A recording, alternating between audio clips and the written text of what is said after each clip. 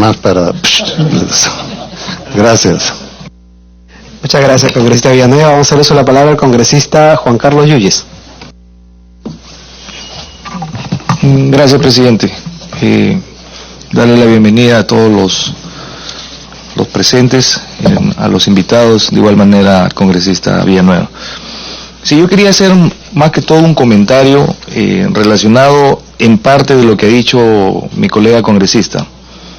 La primera pregunta sería, y que creo que eso no sería una novedad, ¿no?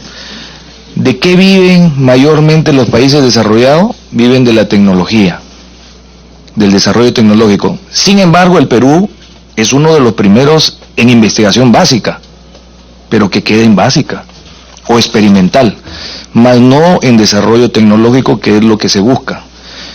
Hablar de desarrollo tecnológico significa saturar mercados, y no podemos competir con grandes países. Como ustedes saben, hoy Corea del Sur es uno de los primeros, ¿no?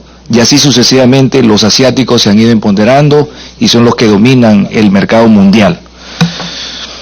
Por ejemplo, hablamos de las energías fotovoltaicas. ¿Cómo es la vida, no? Presento un proyecto de ley para mi región, para un sector agrario que está tan golpeado y donde se utiliza la energía eléctrica por rebombeo, que le sale 3 veces más el costo de un bombeo por gravedad.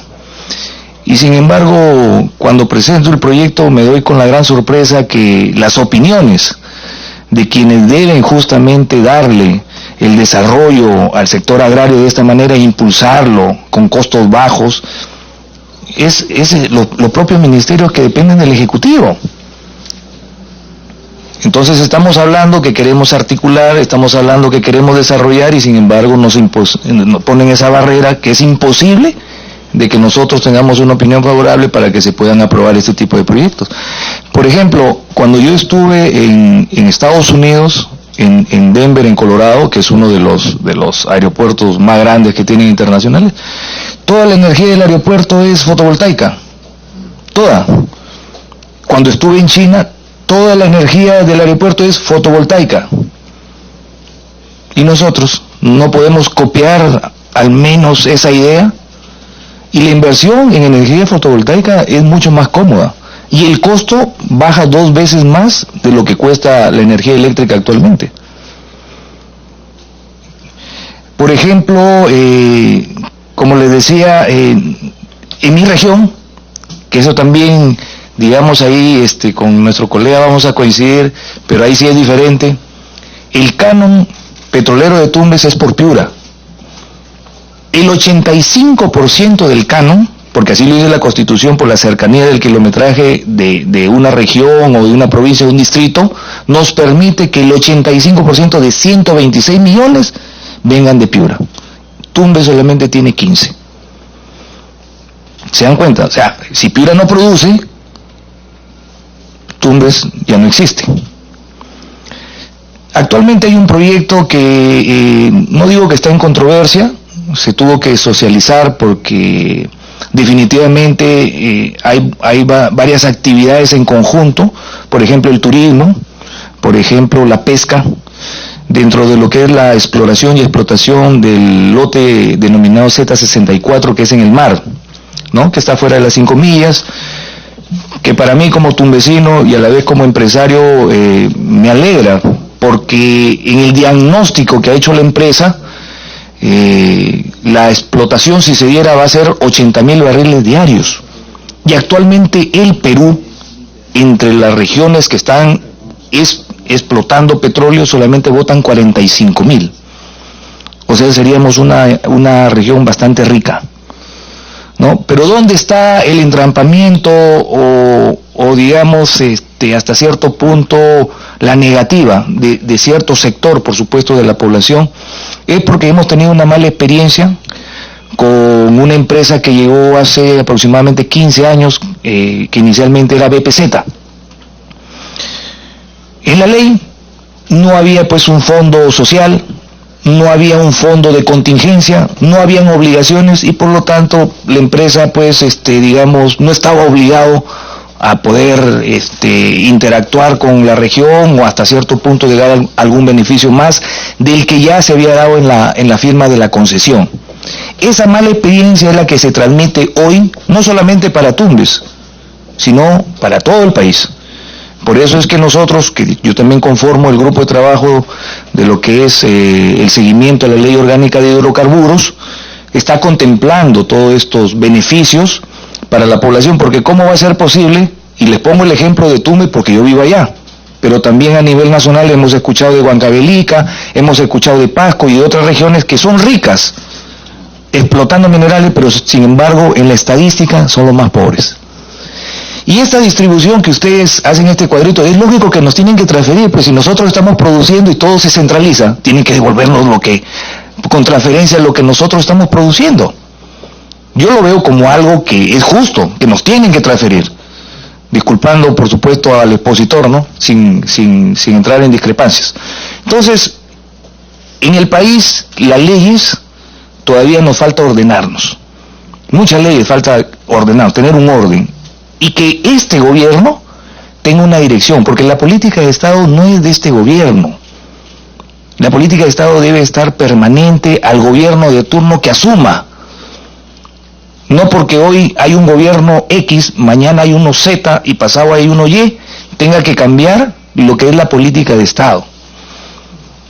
Y en eso sí, el desarrollo de las regiones también se han visto afectadas, que tengo que reconocerlo, por temas escandalosos de corrupción, definitivamente, ¿no? Y es por eso que ahora están con las reformas, que esperemos que constitucionalmente, dentro del marco que nuestra Constitución lo permite, sean pues como se encaminen, ¿no? Tampoco no podemos sobrepasar ese límite, porque si no entraríamos finalmente a un caos. Y para terminar, nosotros que somos de frontera, porque mi región está en la frontera norte con Ecuador, por ejemplo, piden la modificación del artículo 71 de la Constitución Política del Estado, que dice que 50 kilómetros a partir de la línea de frontera no puede haber ninguna inversión extranjera. Perfecto. Pero sin embargo, la SBN ha enviado documentos a toda la hotelería de playa que les van a tumbar los hoteles. Y digo yo, si queremos modificar ese artículo, ¿cuál es el atractivo para el inversionista nacional o extranjero cuando nosotros mismos en el país no regulamos una ley, una norma en favor del empresariado? No tanto, en favor del marco legal para que un inversionista pueda justamente accionar, ¿no? Ese era mi comentario, presidente. Muchas gracias. Muchas gracias, congresista Yuyes. Damos la bienvenida a la congresista Úrsula Letona. Muy bien, vamos a dar uso de la palabra al ex senador de Colombia, Juan Manuel Galán. Juan Manuel, tienes el uso de la palabra. Muchas gracias, presidente. Solamente quería complementar la intervención que hice al inicio, antes de Jorge y todo el panorama completo de la propuesta de reforma que se ha estudiado, sobre la experiencia de la Comisión de Ordenamiento Territorial, que pues tiene sus diferencias obviamente con Perú, porque pues ustedes tienen una sola cámara. En Colombia el Congreso es bicameral, y la Comisión de Ordenamiento Territorial existe en el Senado, como también existe en la Cámara de Representantes. Y realmente la creación de esta Comisión de Ordenamiento Territorial en el Congreso de Colombia fue determinante en el avance de la reglamentación de la Constitución del 91 y el desarrollo legislativo reciente que ha tenido el ordenamiento territorial en el país, que fue tardío porque la Constitución es de 1991 y la ley general, la ley sombrilla de todo el ordenamiento territorial en Colombia se vino a aprobar solo hasta el 2011. Pero desde el 2011 pues ha habido unos desarrollos legislativos interesantes, y la comisión se ha constituido como en una correa de transmisión entre los gobernadores, los alcaldes, los temas del ordenamiento territorial y el criterio rector que se ha definido para el ordenamiento territorial y la descentralización, que ha sido el medio ambiente, que es lo que tú mencionabas de tu región y de las experiencias internacionales que se pueden imitar. Por supuesto, todo esto tiene que estar muy arraigado en la realidad. Como decías tú, nosotros los colombianos, no sé si el Perú también, pero nuestro deporte nacional, aparte del fútbol y del ciclismo, es el apego formal a la ley. Es como un fetiche para los colombianos la ley, un culto formal a la ley. Creemos que con leyes todos los problemas van a desaparecer como por arte de magia y las leyes resuelven todo. Y muchas leyes, pues la mayoría no terminan cumpliéndose, ni terminan reglamentándose ni desarrollándose. Pero estas leyes han sido fruto de un ejercicio real, de un ejercicio de trabajar muy de la mano con los alcaldes, con los gobernadores, de hacer mucho control político al gobierno nacional, que cada vez más ha sentido responsabilidad política frente a la Comisión de Ordenamiento Territorial. Entonces, una de las cosas que yo quería ofrecer es que se pudiera establecer un mecanismo de cooperación horizontal liderado por el secretario, con el visto bueno del presidente, con la Comisión de Ordenamiento Territorial del Senado en Colombia. La secretaria técnica de la comisión es la doctora Sandra Ovalle, que es una persona que estaría más que dispuesta y con todo el interés de facilitar esta experiencia, de contar esta experiencia, para ver qué elementos, como decías tú, presidente, de la experiencia colombiana, pudieran incorporarse al desarrollo de la reforma acá en el Perú.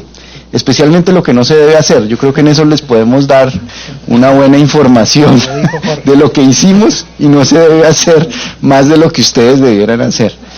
Porque sí coincido con Jorge de que las reformas funcionan cuando realmente surgen de lo que es la realidad de ustedes, de lo que es las características y las peculiaridades que tiene Perú en su idiosincrasia, en su cultura, en sus realidades geográficas, para construir una reforma pertinente y no importar un modelo del exterior que resulte foráneo y que resulte más problemático que benéfico para que lo que se pretende realizar.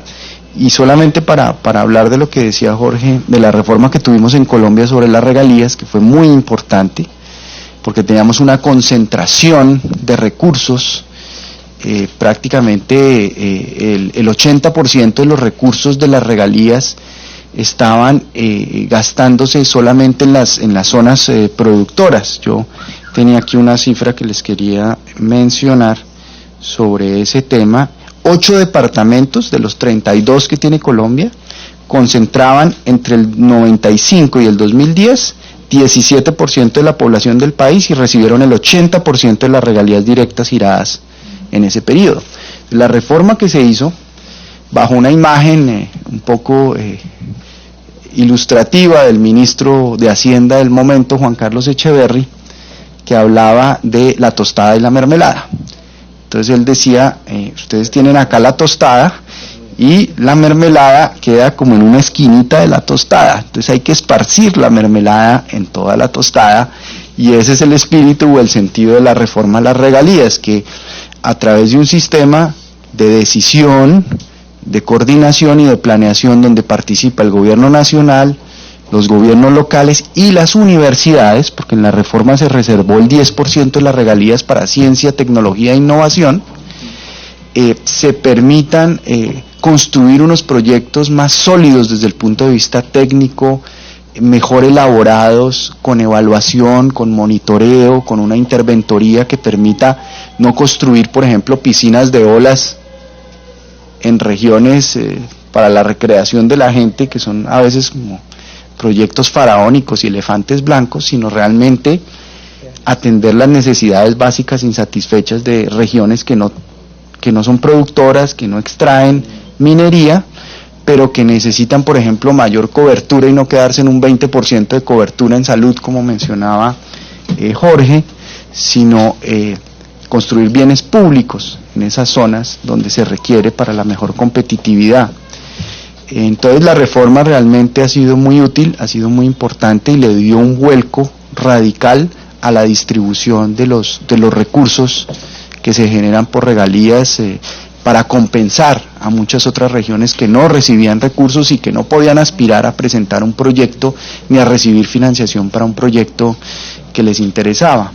pero concluyo pues diciendo que podemos hacer el puente, el contacto con la Comisión de Ordenamiento Territorial, porque sí, mi experiencia en el Senado en estos 12 años fue que mientras los gobiernos de nuestros países latinoamericanos se reúnen en varios foros y en varias instancias, nuestros congresos no tienen espacios de encuentro, de relacionamiento, de cooperación, y yo creo que esos espacios es importante construirlos para reformas puntuales, importantes, significativas como esta que se está proponiendo. Entonces, pues muchas gracias, presidente, y si les interesa, empezamos a construir ese puente. Muchas gracias, Juan Manuel. Vamos a dar el uso de la palabra a la congresista Úrsula Letona. Gracias, presidente. Saludando a sus ilustres invitados, a los colegas y a todos los que participan el día de hoy. Yo primero me disculpo por llegar tarde, tenía una reunión ya preestablecida antes que usted me avisase. Mil disculpas. Yo quería hacer dos consultas y de hecho Colombia es un país referente al cual le tenemos una envidia sana, no solamente por las playas, sino también por cómo han avanzado, especialmente en lo que fue el camino a la OCDE. Nosotros recién hemos implementado una comisión de seguimiento del proceso que afronta el país para acceder a la OCDE. Pero tengo dos dudas, porque si bien nuestro proceso de descentralización ha sido un proceso eminentemente político, hemos transferido recursos, hemos transferido bienes, hemos transferido competencias, pero lo que no hemos logrado transferir es capacidades. Y las capacidades, y yo sí ahí, yo no voy a llamar gobiernos subnacionales porque les tengo mucho cariño a los gobiernos regionales y locales, pero sí creo que hay un déficit considerable de capacidad en los gobiernos regionales y aún más en los gobiernos locales.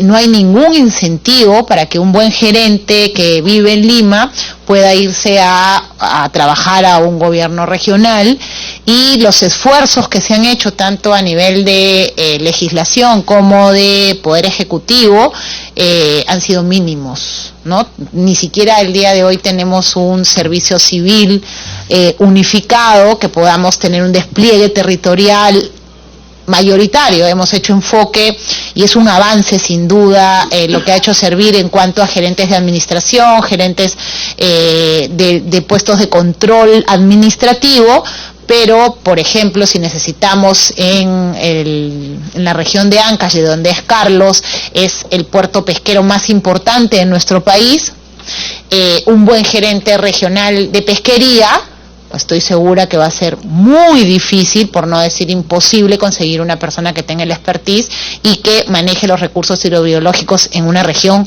que alcanza fácil el 75% de la producción pesquera de nuestro país, que somos el primer país exportador del mundo.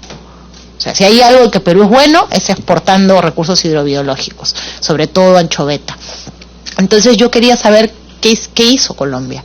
¿Cómo hizo con las capacidades y sus recursos humanos para que este despliegue de desconcentración y descentralización de competencias sea exitoso?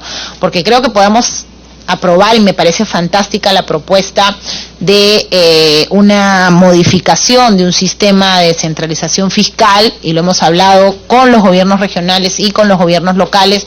Ellos no quieren, la gran mayoría tienen pésimo concepto del Ministerio de Economía y Finanzas como su patrón, y donde ellos tienen que venir a pedir más o menos de rodillas que les hagan algo. Pero creo que del otro lado del escritorio es bien difícil para el MEF remitir recursos si la capacidad de ejecución presupuestal es baja o casi nula, si los recursos, por ejemplo, son ejecutados en función de la ideología que tiene el presidente regional o el gobernador hoy, que hemos tenido casos en los cuales se hizo transferencias para vacunas y en función de lo que pensaba el gobernador no se vacunó a los niños, ¿no? Entonces yo quisiera que nos comente desde su experiencia qué hizo Colombia respecto a la capacitación, a la distribución de recursos humanos para hacer exitoso ese proceso. Gracias. Juan Manuel, para que puedas responder. No, pues muy brevemente, yo creo que tú le has pegado a la pepa de la nuez, como decimos, del asunto. Y precisamente ayer en el ministerio se hablaba de ese tema, como trasladándolo al dilema del huevo y la gallina, ¿no? Que es primero, si construir las capacidades para luego hacer la reforma de descentralizar y transferir recursos y competencias, o si se hace la descentralización y después se construye esa capacidad. Nosotros en Colombia hicimos las cosas mal en ese sentido, porque hicimos toda la transferencia y toda la descentralización sin generar capacidad institucional y capacidad local, y no tenemos una buena carrera administrativa, por ejemplo, en las regiones, en los municipios sólida, más allá de casos puntuales de grandes ciudades, que Colombia es un poco atípica en América Latina en ese sentido, porque no todo está concentrado en Bogotá, a pesar de que es muy fuerte, sino que tú tienes Medellín, tienes Cali, tienes Barranquilla, tienes Bucaramanga, que son ciudades pues relativamente grandes, con una relativa capacidad de gestión, de recursos, de funcionarios, pero sí nos faltó a nosotros, y eso es un tema que está por corregir, es una asignatura pendiente en Colombia, construir capacidad institucional, carrera administrativa fuerte, oficinas de planeación sólidas en los niveles municipales, especialmente en los municipios de quinta y sexta categoría, que son municipios pues muy pequeños, donde los salarios, donde los recursos que se tienen, la capacidad técnica es precaria para generar, digamos, esas capacidades, pero sí creo que en eso fallamos, y es una cosa que yo creo que se puede hacer en paralelo. No hay que excluir y decir primero esto y después esto, sino que creo que las dos cosas se pueden ir impulsando de manera conjunta y de manera paralela. Y lo que tú mencionabas, lo mencioné en la primera intervención que hice al principio de la reunión, y es que nosotros tenemos el mismo problema en Colombia. Tenemos gobernadores y alcaldes que de lunes a viernes son mendigos en Bogotá, y el fin de semana van a veces a esperar al presidente, que va el sábado a dar órdenes directamente de lo que se debe hacer, desconociendo muchas veces las autoridades locales. Ese modelo de lo que yo llamo los sábados felices, que es un programa humorístico de muchos años en Colombia, y son los consejos comunitarios que se inventó Uribe y que de nuevo se instauraron, en donde los sábados se va a una región, a un municipio, el presidente, y arregla todo el mundo, o sea, arregla todos los problemas él directamente, suplantando y debilitando la postura institucional de los alcaldes y de los gobernadores. Entonces, pues yo creo que ese tema que planteas es un tema que lo tratamos y que es muy importante. Sí. Muy bien. Para ir concluyendo, de verdad, creo que, en primer lugar, agradecer al Banco Mundial por confiar en esta comisión, por seguir trabajando en conjunto. Yo creo que es la mejor forma de poder avanzar en el desarrollo que queremos de una verdadera descentralización. Y sé que el punto principal es lo que ustedes están tratando como punto principal de investigación, es una descentralización fiscal. Gracias de verdad por trabajar en equipo. Agradecer a nuestro invitado de honor, Juan Manuel, muchas gracias, nuestro senador de Colombia, y te toma la palabra, así que estoy coordinando con mi secretario técnico para poder reunirnos, si es posible, con la Comisión de Ordenamiento Territorial del Senado de Colombia, para poder de alguna manera intercambiar y tener algunas propuestas sobre este tema, que el país lo necesita, que es lo importante. Y sí me quedo con la parte final, dicho por mi colega y gran amiga Úrsula Letona: si no tenemos o no construimos las capacidades, de nada sirve una verdadera descentralización. Así que tenemos una tarea mayor, tanto el Congreso de la República como el Poder Ejecutivo, para poder avanzar en el tema de descentralización. Muchas gracias al Banco Mundial por su aporte. Sé que estamos trabajando también para un informe final, pero gracias por compartir con ustedes su experiencia, que nos va a servir bastante para el desarrollo de una verdadera descentralización. Agradecer a mis colegas congresistas, al equipo técnico, muchas gracias por todos, y estoy seguro que vamos a tener otras próximas reuniones. Muchas gracias.